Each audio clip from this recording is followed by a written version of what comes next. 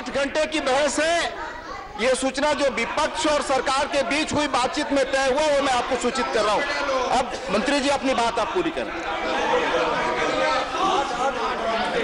सभापति महोदय, मैं ये बात बता चुका हूं कि इस देश के सामान्य वर्ग के आर्थिक दृष्टि से कमजोर वर्ग को शैक्षणिक संस्थाओं में और भारत सरकार और राज्य सरकार की सेवाओं में 10% आरक्षण देने की दृष्टि से इस बात को ध्यान में रख करके बात पूरा होने दीजिए, मैं आपको समय दूंगा। ये बात पूरा होने दीजिए, मैं समय दूंगा। झा साहब प्लीज और let the minister complete. I will give time to you. संशोधन किए जा रहे हैं और ये संशोधन इसलिए आवश्यक थे कि सामान्य वर्ग के गरीब तबके के लोग हमेशा ये कहते रहते थे कि आखिर हमने सामान्य वर्ग में जन्म लिया तो कोई गुनाह नहीं किया है।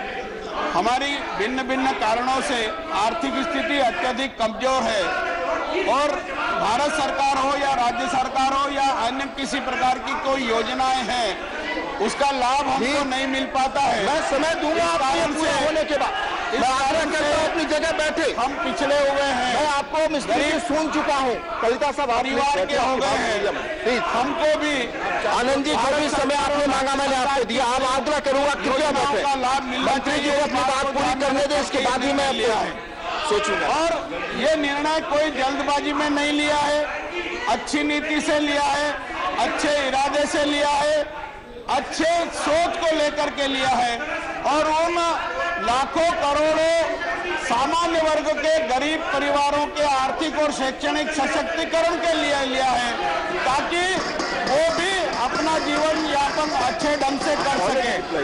जहां तक जल्दबाजी की बात है, मैं निवेदन करना चाहता हूं कि इस विषय पर एक बार नहीं अनेक बार संसद के दोनों सदनों में प्राइवेट मेंबर बिल के माध्यम से भी विचार विमर्श हुआ है।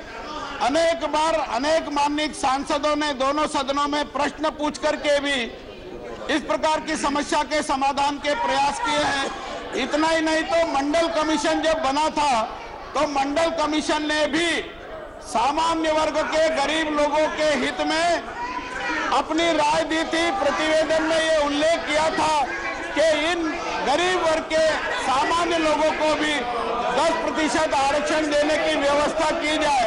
और मैं बताना चाहता हूं सदन को कि 1991-92 में तत्कालीन प्रधानमंत्री जी की बात पूरी होने दें। साहब मनोज झा 10% आरक्षण का प्रावधान किया था, किंतु उस प्रावधान को सुप्रीम कोर्ट ने अस्वीकृत कर दिया था और वो अस्वीकृत करने का कारण ये था कि आर्थिक आधार पर आरक्षण देने का संविधान में कोई प्रावधान नहीं था और हमने ये महसूस किया कि पहले इस प्रकार की सुविधा देने के लिए संविधान में प्रावधान करने की आवश्यकता है, इसलिए हमने ये संशोधन विधेयक प्रस्तुत किया है। इसके बाद एक सिन्हो कमीशन भी बना था और वो सिन्हो कमीशन ने भी इन वर्गों के हित के लिए बहुत सारी सलाह दी थी, बहुत सारी रिकमेंड्स की थी और उसमें भी अपेक्षा की थी कि इनको भी भारत सरकार और राज्य सरकार की सेवाओं का लाभ मिलना चाहिए।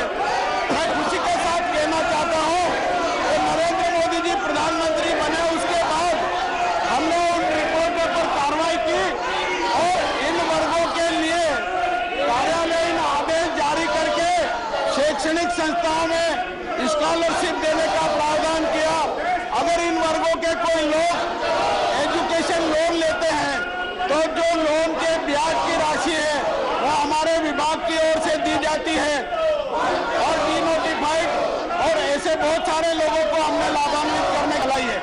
मैं ये बात भी स्पष्ट करना चाहता हूं कि जो सुप्रीम कोर्ट की 50% की सीलिंग है वो SC, ST और OBC वर्ग को जो आरक्षण दिया जा रहा है उनके लिए है। उनके लिए आरक्षण के प्रतिशत में वृद्धि करने का प्रावधान नहीं है। सामान्य वर्ग से इसका कोई लेना देना नहीं है। वो अपेक्षा ये थी कि जो सामान्य वर्ग है उनके साथ भी न्याय होना चाहिए। और हम ये 10% सामान्य वर्ग के गरीब लोगों को आरक्षण दे रहे हैं, उनके साथ न्याय करने वाला ये निर्णय हम करने जा रहे हैं। ये ऐतिहासिक निर्णय है, आज का ये क्षण ऐतिहासिक है। देश और दुनिया में आज का दिन याद किया जाएगा और इस विधेयक के पारित होने के कारण हिंदुस्तान के लाखों करोड़ों परिवार जो सामान्य वर्ग के हैं परंतु गरीब हैं, उनको इसका लाभ मिलेगा। अमीरी और गरीबी की खाई में भी जो बड़ा अंतर है उसमें कमी आएगी।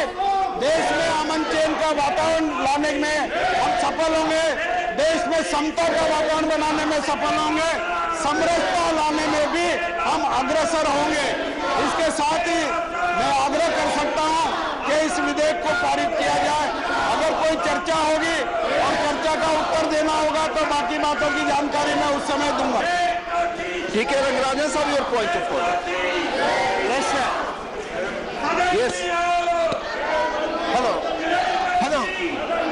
Yes. Sir, the decision of the Union Cabinet to give 10% reservation to economically weaker section among the general category is an electoral politics. 5 years you have lost. Now I would like to bring to the notice of the House. This is not a new under the discussion. Since Mandal Commission we are discussing about this. The bill fixes its findings of less than rupees 8 lakhs per annum, which will really benefit those truly deprived. I don't know which land is going to be taken. Lands are being mentioned, properties are mentioned. 2 days nationwide strike, economically mentioned wages 18,000 rupees per month. That is 2.16 lakhs. That even you are not prepared to concede. 7th Pay Commission recommends 18,000 rupees minimum. That also you are not prepared to concede. Planning this shall rupees. Sir, income tax is 2.5 lakhs.